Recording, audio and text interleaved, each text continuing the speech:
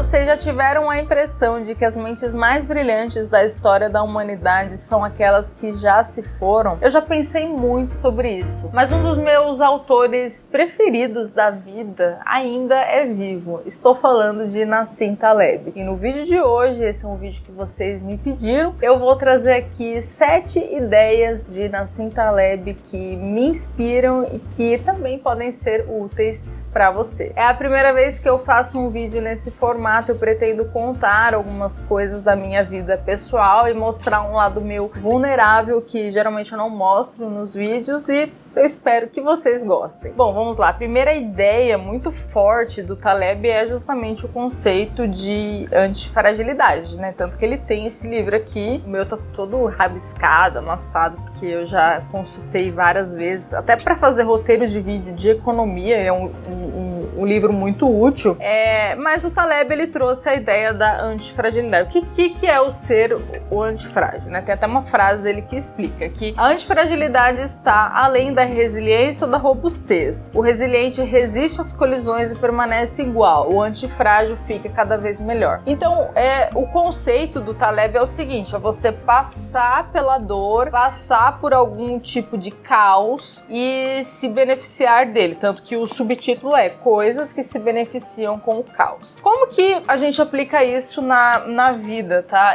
Quando eu paro pra pensar, gente, toda situação de merda que eu já passei, assim, situação bem ruim, eu saí, depois aqui já passou, porque passando foi horrível, mas depois eu consegui sair ou mais rica, mais inteligente, mais bonita, mais esperta. Eu vou dar um exemplo aqui de uma situação bem humilhante que eu passei, que foi justamente a minha entrada no mercado financeiro. Eu sou formada em engenharia química e no final da minha graduação, passou pela minha cabeça, estudando, passou pela minha cabeça entrar no mercado financeiro, porque era uma área que empregava muitos engenheiros. Enfim, eu resolvi tentar, eu entendi que seria o caminho para eu ganhar dinheiro. Eu não vim de uma família rica, eu já falei isso em vários vídeos, então eu pensava muito sim em ganhar dinheiro. Enfim, resolvi, porque queria entrar no mercado financeiro. E aí eu resolvi fazer um processo seletivo do Credit Suisse. Gente, pensa numa situação humilhante que eu passei nesse processo seletivo. Cara, eu lembro que foi assim, era um cara do ITA que me entrevistou, ele começou a fazer umas perguntas muito técnicas, eu não soube responder, talvez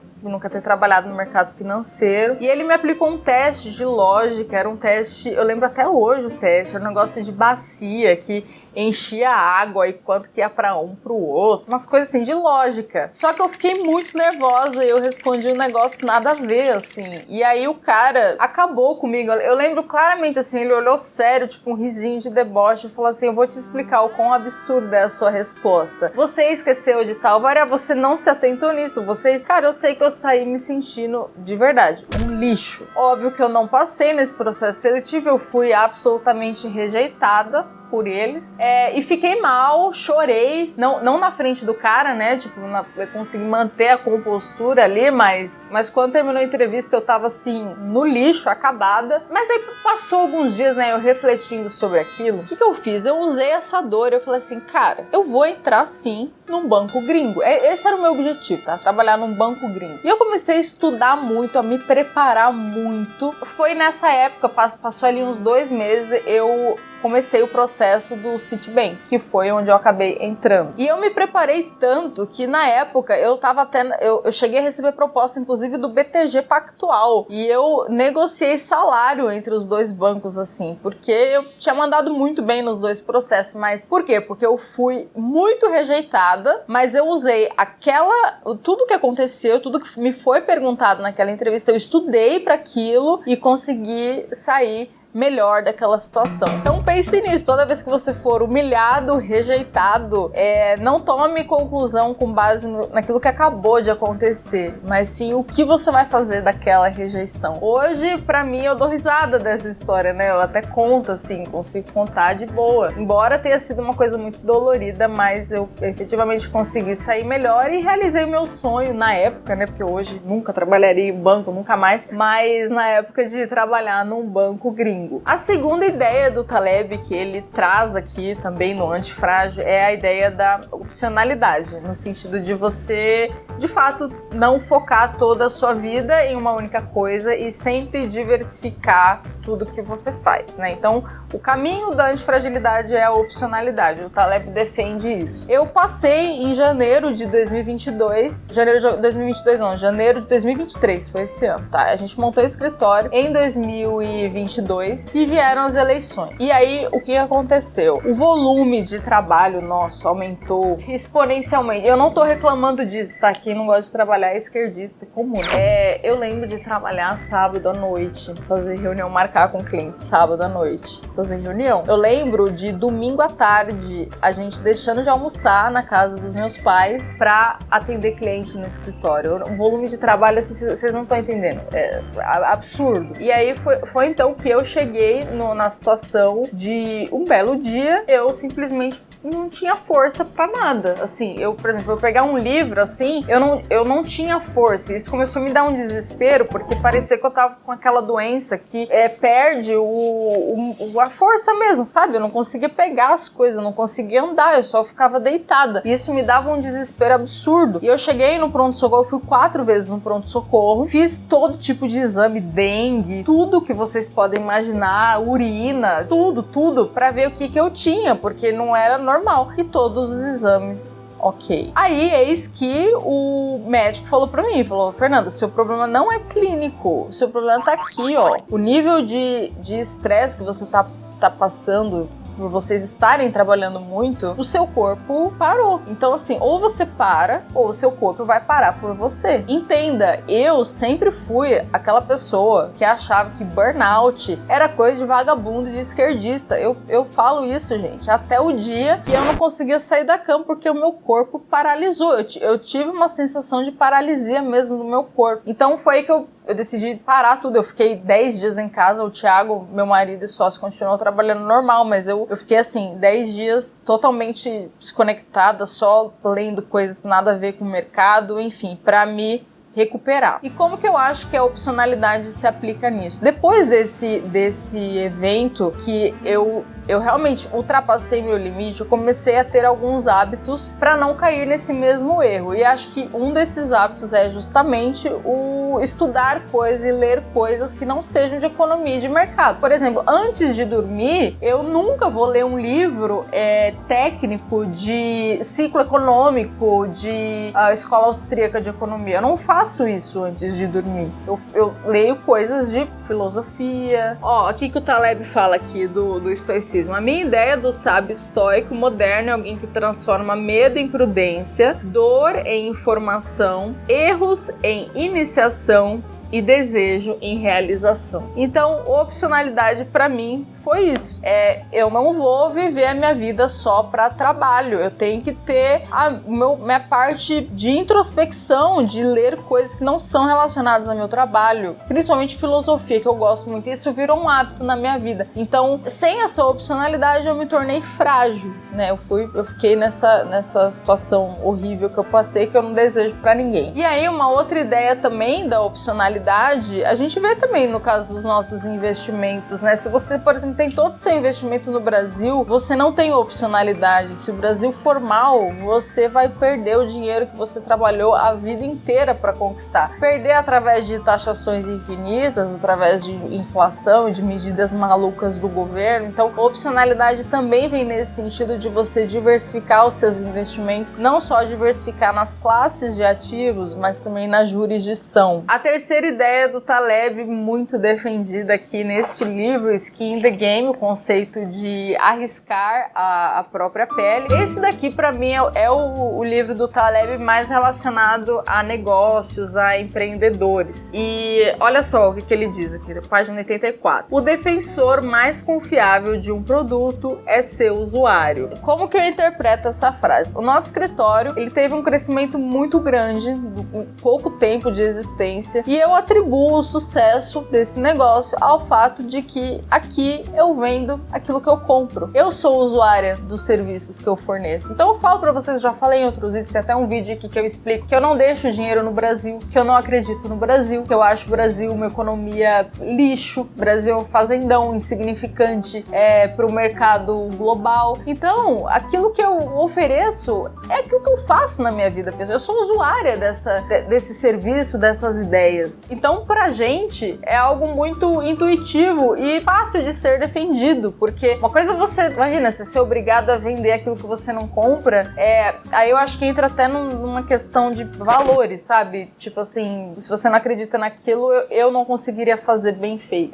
E aí, então isso é o conceito aí de você arriscar a própria pele. Tipo assim, se eu tiver errada, eu tô colocando minha pele em risco, eu tô colocando meu dinheiro aqui em risco. Então vem essa ideia aqui de arriscar a própria pele. E uma outra coisa também que ele fala aqui na página 183, olha só. Alguém que tem presença pública notória, que é controverso e assume riscos por sua opinião, está pouco propenso a ser um vendedor ambulante de baboseiras. Nossa, gente, eu acho que também isso é muito verdade, porque assim, às vezes a gente recebe, por exemplo, propostas, muitas propostas aqui pra fazer patrocínio, propaganda. Eu já vou até chegar lá na última lição aqui do Taleb. Mas eu já recebi muita proposta e eu não faço porque eu sei que eu tenho um número relevante de pessoas hoje que me acompanha e se eu vendo alguma coisa que eu considero errada, eu coloco a minha vida em risco, porque a minha vida hoje é exposta. O quarto conceito de Taleb também é a tal da via negativa. Aqui na página... Que página que é? Eu anotei aqui, 347, tá? O que significa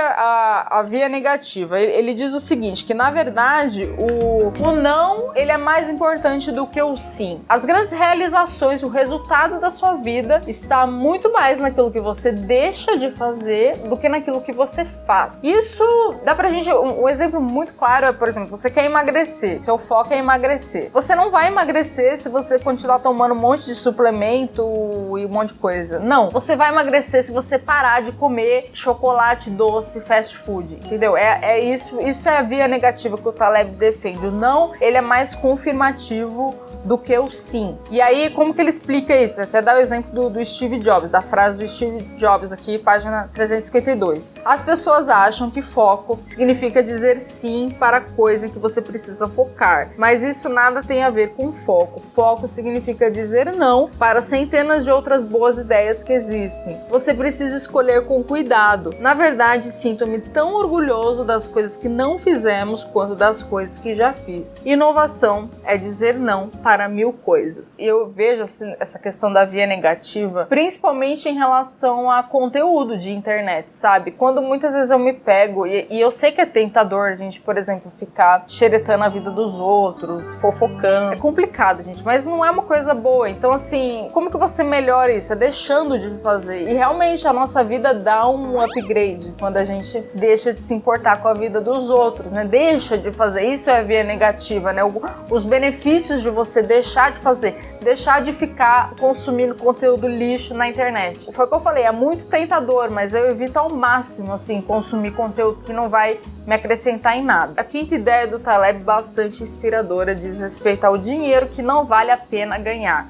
Tem uma frase dele que é assim: You are rich if and only if money you refuse tastes better than money you accept. Ou seja, você só é rico se o dinheiro que você recusa é melhor, tem um sabor melhor do que o dinheiro que você aceita. E aí eu lembro até do meu amigo, padrinho do meu casamento, Bruno Barbosa, Doutrina Financeira. Ele tem uma frase que é assim: dinheiro é o poder de dizer não. É muito bom dizer não. É muito bom chegar e falar assim: eu não preciso disso. Eu não preciso do seu dinheiro. Eu não preciso que você me pague. Eu não preciso. Isso é um alívio tão grande, tipo assim, parar pra pensar, cara, eu não preciso me submeter a isso. E sim, tem dinheiro que não vale a pena ganhar. Eu já recusei muitas propostas, até mesmo quando eu não tinha dinheiro, tá? Eu lembro até numa época, assim, tava bem no bull market de criptomoedas. Nossa, o que eu já recebi de proposta pra fazer propaganda e tal, e eu falo, cara,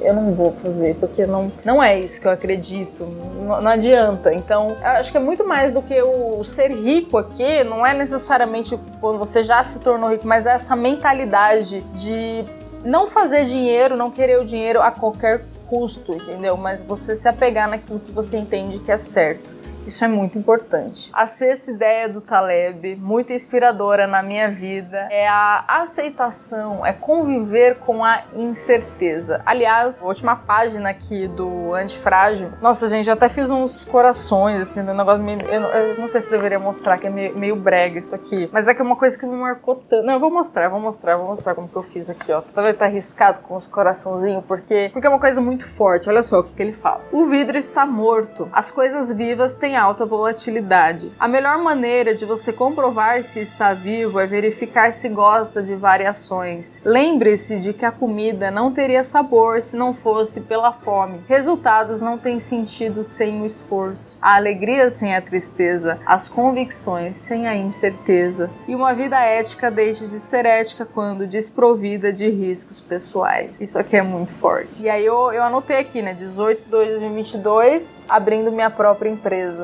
Nossa, isso aqui chega a me arrepiar, sabe? Porque hoje eu posso dizer que eu tenho horror à estabilidade, eu tenho pavor de estabilidade. Tem muita gente que às vezes fala, mas não, você não pretende se candidatar a um cargo? Gente, eu tenho horror à estabilidade. Pra mim, tem também uma frase do Taleb, né? Que nada é mais prejudicial ao ser humano do que um salário fixo, carboidrato e heroína. O negócio, ele tem uma outra frase que depois eu vou até deixar aqui. Eu tenho horror à estabilidade. É justamente o que me mantém viva e que me dá energia é essa incerteza, é justamente a aleatoriedade. E por muito tempo na minha vida, assim, antes de empreender, eu sempre tive essa ideia do salário fixo. E eu tinha horror a não ter salário fixo. Mas hoje é o contrário, hoje eu não tenho salário fixo. Hoje o meu ganho ali no mês depende de quantos negócios a gente faz. E é absolutamente variável, é absolutamente incerto. Tem mês que vai muito bem, tem outros meses que não vai tão bem, mas essa é a graça, esse é o combustível, até mesmo nos meses que por algum momento não foi bem, por algum motivo, é sentar, analisar, né, transformar aquela dor em informação e entender como pode melhorar. Então, essa aleatoriedade é algo muito estimulante na minha vida. Eu teria pavor de uma coisa ali muito, muito certinha. E mesmo quando eu trabalhava no banco, que eu tinha um salário fixo, eu já tinha um pouco talvez dessa veia mais empreendedora, porque eu gostava de trabalhar comissionado, eu gostava de trabalhar com variável, eu não tinha só o fixo, eu também tinha um variável. Um outro ensinamento de Taleb e que esse demora um pouco, mas quando acontece é muito bom, é a libertação do reconhecimento alheio. Aqui nesse livrinho aqui, que serve até muito mais como uma meditação, né? Porque são várias frases assim meio que soltas, né? Você pode abrir qualquer um, não tem muita ordem.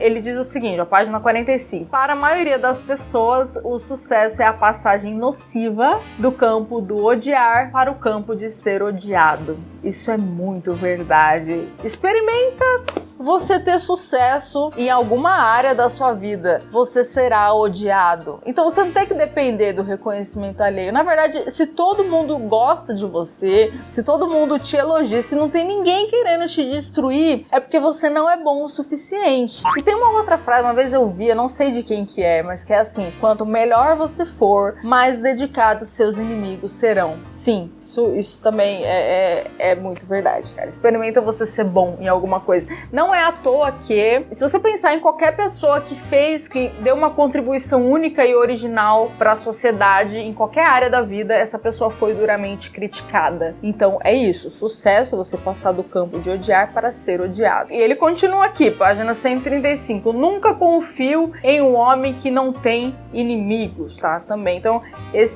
são frases que ajudam nessa libertação do reconhecimento alheio, da gente não direcionar a nossa vida nesse sentido, porque na verdade é um indicador contrário, né? O Taleb, ele fala isso na Riscando a Própria Pele. Se você é muito elogiado, se não tem ninguém querendo puxar teu tapete, fazer alguma coisa contra você, talvez você não foi capaz de gerar inveja, e aí você não é bom o suficiente. Então não se desanime em relação a isso, sabe? Porque, e ele fala que é uma passagem nociva, é doloroso, é difícil no começo, né? Você fala, pô, mas eu tô fazendo tudo certo e as pessoas estão me odiando, mas racionalmente falando, isso geralmente é um bom sinal. Então é um bom sinal que olha o que ele diz aqui, página 143. O que conta não é o que as pessoas dizem sobre você, é a quantidade de energia que elas gastam pra dizer isso. Sim. Tem gente que às vezes, tipo assim, passa horas, sabe, vasculhando a vida da pessoa pra tentar achar alguma coisa. Eu vejo muito isso, assim, influenciadores, né, grandes, né, que tipo, fica vasculhando tudo e quanto maior você for, quanto mais sucesso você tem, mais as pessoas vão gastar energia tentando falar mal de você, tentando acabar com você, entendeu? Mas isso não deve ser algo interpretado como algo necessariamente ruim, porque costuma ser um bom indicador de sucesso. E isso também vem muito do lado estoico, sabe? O estoicismo também fala da dicotomia do controle. Tem coisas que você controla, tem coisas que você não controla.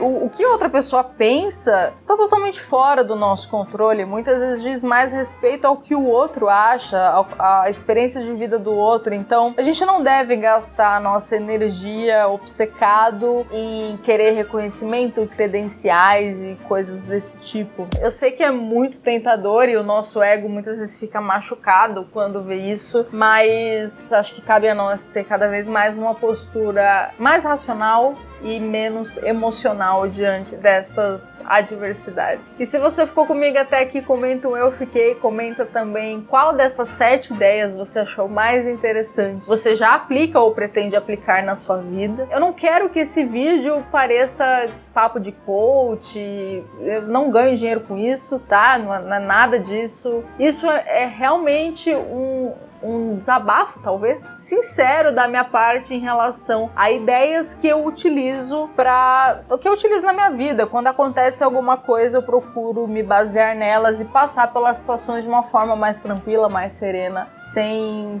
muitos problemas. Muito obrigada por assistirem e até o próximo.